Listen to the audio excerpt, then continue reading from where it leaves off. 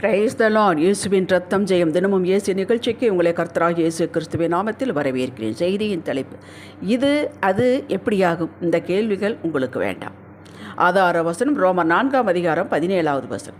இல்லாத வேலை இருக்கிறவளைப் போல அழைக்கிறவருமாயிருக்கிற தேவனுக்கு. அதிசயங்களை காணும் மக்களே, ரட்சிக்கப்பட்ட ஜனமாகவே நாம் இருக்கலாம், சத்தியத்தை புரிந்து அறிந்தவர்களாகவே இருந்தாலும், அவரையே பற்றி கொண்டு விசுவாசத்தை நிலைத்திருப்பவர்களாக இருந்தாலும், நாம் மனிதர்களே அவ்வப்போது இப்படிப்பட்ட நினைவுகள் வருவதுண்டு. என்ன நினைவுகள்? இது மட்டும் கிடைச்சா போதும், இந்த நபரும் இந்த சீட்டில் வந்தால் போதும், நம்ம காரியம் நடக்கும், இந்த ஆஃபீஸை டிரான்ஸ்ஃபர் ஆகிவிட்டு இடத்தை காலி செய்தால் பரவாயில்லையே, இந்த கம்பெனி ஒரே ஒரு ஆர்டர் கிடைத்தால் போதும், கர்த்தர் இந்த நபரை தூக்கிவிட்டால் நமக்கு இடம் கிடைக்கும் உண்டாகும், இந்த இடம் கிடைச்சிவிட்டால் போதும், இந்த ஏரியாவில் வீடு கிடச்சிட்டா போதும், இந்த காலேஜில் மட்டும் இடம் கிடச்சிட்டா போதும், இந்த லோன் சேங்ஷன் ஆகிவிட்டால் நமக்கு சூப்பர், இந்த இடத்து சம்மந்தம் கிடைத்து விட்டால் பரவாயில்லை, இவர்கள் நம்மோடு அசோசியேட் ஆகிவிட்டால் நல்லது. இப்படி எத்தனையோ ஆள்கள் நமக்கு உண்டு. மக்களே, இவைகளையெல்லாம் இடக்கையாலும் வழக்கையாலும் தள்ளிவிடுங்கள். உங்களை சுற்றி ஒன்றுமே இல்லாமல் இருக்கலாம், அப்படியே இருக்கட்டும். கைக்கு எட்டினது வாய்க்கு எட்டாமல் இருக்கலாம், இருக்கட்டும். கண்ணை கட்டி காட்டி விட்டது போல் இருக்கலாம், இருக்கட்டும். அடுத்து ஒரு அடி எங்கே எடுத்து வைப்பது தெரியவில்லை, இருக்கட்டும். நீங்கள் கர்த்தருக்குள் கலிகூர்ந்து கரம் தூக்கி இப்படிப்பட்ட இல்லாதவைகளுக்கு ஸ்தோத்திரம் என்று செலுத்திவிட்டு ஃப்ரீயாக இருங்கள் என்று உங்களை உற்சாகப்படுத்துகிறேன். இது எப்படிங்க முடியும்? இப்படி நீங்கள் எதுவுமே இல்லாமல் தனியாக நிற்கவில்லை. சகலத்தையும் உடையவர், சம்பரணமாய் கொடுக்கிறவர், உண்டாக்குகிறவர், வனாந்தரத்திலே வழியை உண்டாக்குகிறவர், கற்பாரிலிருந்து தண்ணீரை ஆறாக ஓட விடுகிறவர், வைத்தவர், வைக்கிறவர், நிரப்புகிறவர், கேட்டருளுகிறவர், பொழிந்தருளுகிறவர், பார்த்தருளுகிறவர் இதோ உங்கள் அருகிலேயே நிற்கிறார். இதை முதலில் நம்புங்கள், இதை அறிக்கை செய்யுங்கள். நீங்கள் தனியாக இல்லைங்க, உங்களிடம் ஒன்றுமில்லை. பாடுகளும் துன்பங்களும் வேதனைகளும் உபத்திரவங்களும் நெருக்கங்களும் அவமானங்களும் வேதனையும் வறட்சியும் வலியும் மட்டுமே இருக்கிறது என்றால் இவற்றையெல்லாம் அவரிடம் உருட்டி விடுங்கள். எனக்கு வேண்டாம், நீங்களே வைத்து கொள்ளுங்கள், என்னால் இந்த பாரங்களை சுமக்க முடியவில்லை. ஆம், என்னுடைய தப்பினால் வந்ததாக இருக்கட்டும், சூழ்நிலை மோசத்தால் வந்ததாக இருக்கட்டும், ஏதுவோ நான் காரியங்களை பார்க்க போவதில்லை, இந்த பாரங்களை நீரே வைத்து கொள்ளும், நான் மாட்டேன் என்று அவரிடம் தள்ளிவிடுங்கள்.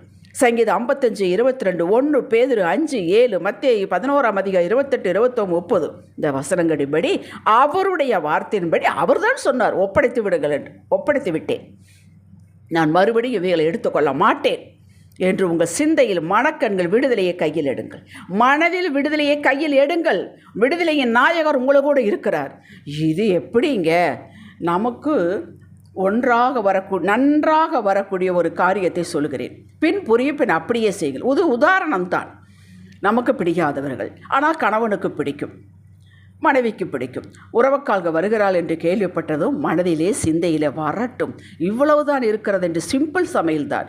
இப்படி வேலை வாங்க வேண்டும். அவர் இவர்களுக்கு செய்யாதபடி, ஏது நல்லது செய்யாதபடி இப்படி கண்காணிக்க வேண்டும்.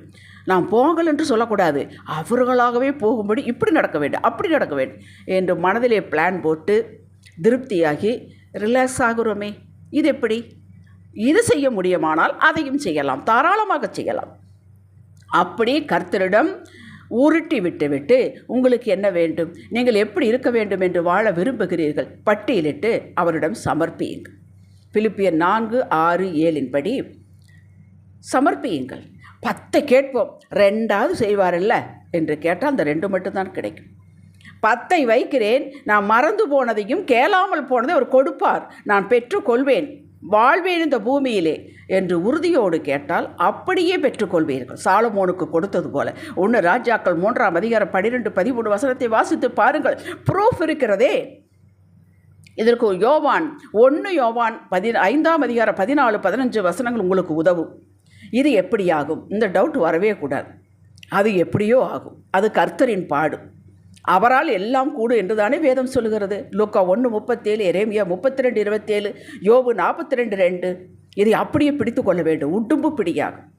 ஆதியாகமம் 1:3 வசனத்தில் வெளிச்சம் உண்டாக கடவுது என்றார் கர்த்தர். வெளிச்சம் உண்டாயிற்று. சூரியனை 4வது நாள் தான் உண்டாக்கினார். அப்படி என்றால் இந்த வெளிச்சம் எப்படி? இது எப்படி? கர்த்தரே வெளிச்சம், ஆட்டுக்குட்டியானவரே வெளிச்சம்.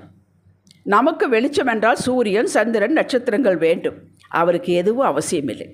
இஸ்ரவேல் மக்கள் வனாந்திரத்திலே 40 ஆண்டுகள் நடந்து வந்தார்கள். அவர்கள் சொந்த கிளைமேட்டை சுமந்து வந்தார்கள். இது எப்படிங்க? ஆம், இல்லாத இருக்கிற போல அழைத்தார். பகலிலே மேக ஸ்தம்பமாகும், இரவிலே அக்கினி ஸ்தம்பமாகும் கூடவே வந்தார். பகலிலே வனாந்தரம் ஒரே சூடு உஷ்ணம். இவர்கள் விரும்பின குளிர்ச்சி. இவர்கள் சொந்த கிளைமேட்டை சுமந்து கொண்டு போனார்கள், அதற்குள்ளே இருந்தார்கள். யோசித்து பாருங்கள், அவர் எப்படி செய்வார்? இது எப்படியாகும்? இந்த கேள்விகள் உங்களுக்கு வேண்டாம். 40 வருடங்கள் வனாந்திரத்தில் ஆகாரம் கொடுத்தார். பூமியிலே இல்லைங்க, கிழக்கே மேற்கே வடக்கே தெற்கே இருந்து கொடுக்கவில்லை. அவர் வானத்திலிருந்து பரத்திலிருந்து கொடுத்தார். இல்லாதவையில் இருக்கிற வரவழைத்தார், கொடுத்தார். மத்தேயு 14ஆம் அதிகாரம் 15ஆம் அதிகாரம் 5 அப்பம் 2 மீன் கொண்டு 7 அப்பம் சில சிறு மீன்கள் கொண்டு ஆயிரக்கணக்கான மக்களுக்கு போஷித்து மீதம் எடுக்க வைத்தார் அல்லவா? அங்கே இல்லை, ஆனால் இருக்கிறது, அழைத்து கொடுத்தார். 2 ராஜாக்கள் 3ஆம் அதிகாரம் 17-18 வசனத்தை வாசி. இவர்களுக்கு தண்ணீர் வேண்டும், அவ்வளவுதான். காற்றையும் காண மாட்டீர்கள், மழையும் காண மாட்டீர்கள், ஆனாலும் இந்த பள்ளத்தாக்கு தண்ணீரால் நிரம்பும் என்றால் நிரப்பினார். ஏன் இப்படி சொன்னார்? சொல்லி செய்தார். தண்ணி வேண்டும் என்றால் காற்று அடிக்க வேண்டும், கரு மேகங்கள் திரண்டு வர வேண்டும், மழை பெய்ய வேண்டும். இது நம் கணக்கு, நம் சிந்தனை. இந்த கணக்கு சிந்தனை தள்ளிவிடு என்பதற்காகத்தான் சொல்லி செய்தார். நான் அற்புதங்களை செய்வேன் என்று சொல்லி செய்தார். மேலும் சொன்னார், இது எனக்கு அற்ப காரியம் என்றார். நம்மால் அற்ப காரியங்களை கூட செய்ய முடிவதில்லை, அவருக்கும் சகலமும் அற்ப காரியம். இப்படி மகிமையுள்ள மகத்துவமுள்ள தேவனுடைய மக்கள் நாம் சோர்ந்து போகலாமா?